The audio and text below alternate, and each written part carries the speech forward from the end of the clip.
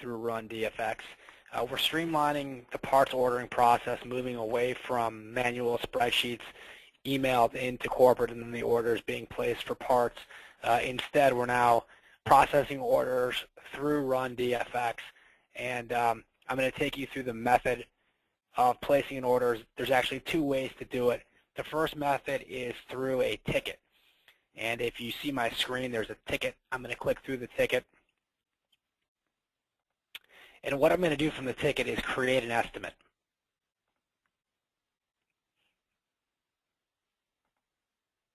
And it's from the estimate screen where you will primarily be ordering parts that would go into the specific repair that you're running the invoice for.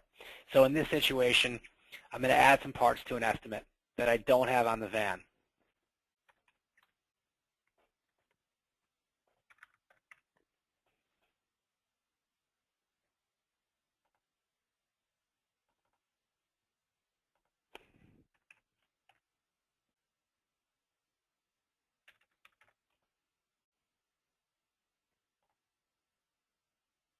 So 2 DCI parts, and I'll also add an RPI part.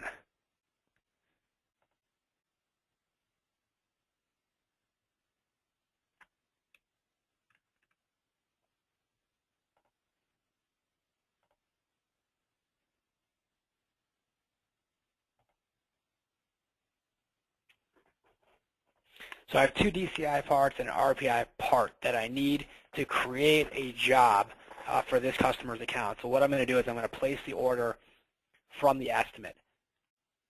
So I'm going to click on this box, which automatically highlights all 3 of the parts that I need, and I'm going to click Add to Order.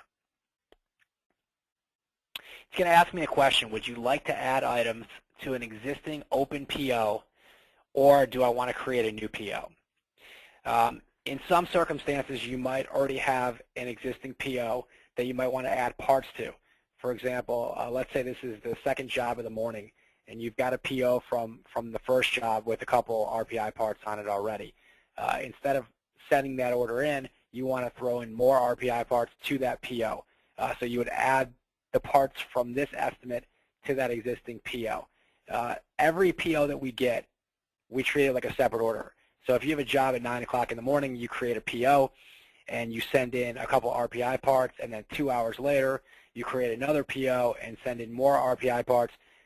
Those 2 orders could potentially ship separately from RPI. So to ensure that everything ships together, if that's your choice, in this situation, I'm going to create a new PO. So I'm going to click No, and it's going to say Purchase Order 6-34 saved successfully. So all 3 of these parts, the 2 DCI and the 1 RPI parts, have been added to a PO. If I want to go view the PO, and again, this PO is created but not sent into corporate just yet. If I want to view the PO, I would click on the truck, and now I can see what the order looks like. Now there's a few things that I can do prior to setting this order, and that is to decide how I want things shipped. I can either have everything shipped the same way by clicking at the top here and choosing which way everything gets shipped. So if I wanted everything second day, so the DCI and the RPI second day, I could click up here and it's going to save everything to second day. Let's say I then wanted to change it and I wanted the RPI shipped next day, early AM delivery. Now I've got the 2 DCI parts shipping second day, and I've got the RPI shipping next day. I'm going to save this order.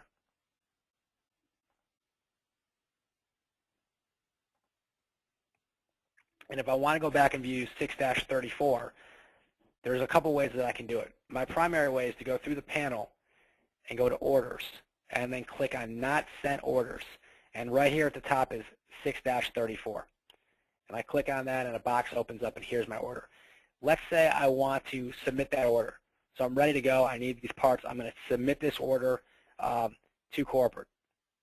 I'm going to click Submit to Order, or I'm sorry, Submit to Office. And it says Successfully Sent to Office. Once you send an order into the office, it can no longer be manipulated. It can't be changed. So if I go back to Orders, and now I click on Sent Orders, I see that 6-34 has been sent. And if I bring up the order, everything's kind of grayed out, so I can no longer add anything to the order because it's been submitted. Now in the Sent Orders, you'll see different colors here next to the order. The green light means that all parts from that order have been called and ordered. So in this situation, there's 3 parts. 3 of 3 are called. So I sent that order in, and corporate's processed it. The order that I just sent in has 0 of 3 of the parts called, so it's still pending. Corporate might have received the order, but they haven't processed any of the parts to that order. Once an order has been processed and you receive the parts, such as this order, PO 6-33, what you want to do is you want to close out the order. And you can do that one of 2 ways. You can either check in all under the different vendors, or you can just click close. Now that order has been closed, and it will no longer be under sent orders.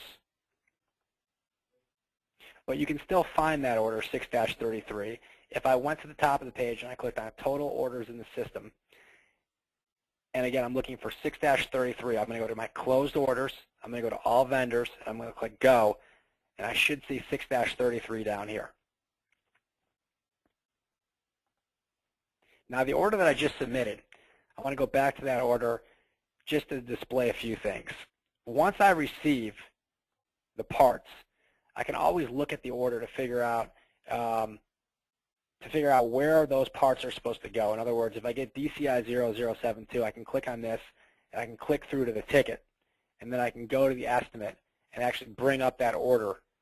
I'm sorry, that estimate where I placed that order.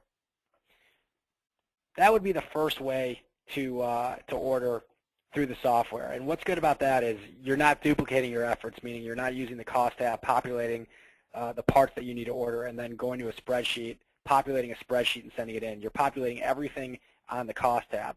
Once you get the parts and you invoice the customer, of course, you move all of those parts to the, you convert it to an invoice and move them into the invoice, and now you've got your gross margin on that particular job, on that invoice, all set up and ready to go. The other way you can add an order, and primarily you would use this if you're going to do inventory parts, is you just simply on the left side click Add Order, and it brings up a blank order with a new PO number. And to populate this, you can either fill in the item name or you can fill in the item number. I'll fill in the item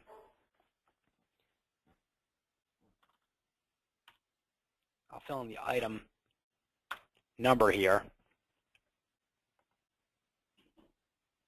I'm going to put in my quantity,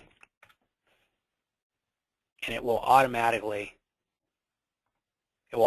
populate my price, and it knows who the vendor is. Let's say I wanted to order a part that wasn't any of the primary vendors. I would click on Other. I would type in the name of the vendor, and then I would type in the name of the part, and I would save that.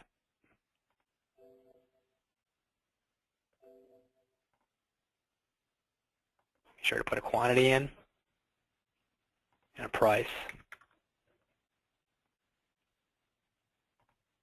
and save that. Now I've got a PO that's created, not sent, that was done manually through the panel on the left side, Add Order. So I can save this, which would just kind of leave it in the queue, and I could add items to it later, or I could submit it to Office, which means it's going to go in and DentalFix is going to process the order. So again, the 2 primary ways to add parts to orders, submit those parts into DentalFix, is either through an estimate or through adding the order manually on the left-hand side of the panel. I appreciate it, guys. Any questions you might have, just call or email me. Again, it's Brian Dershow. Thanks for your time.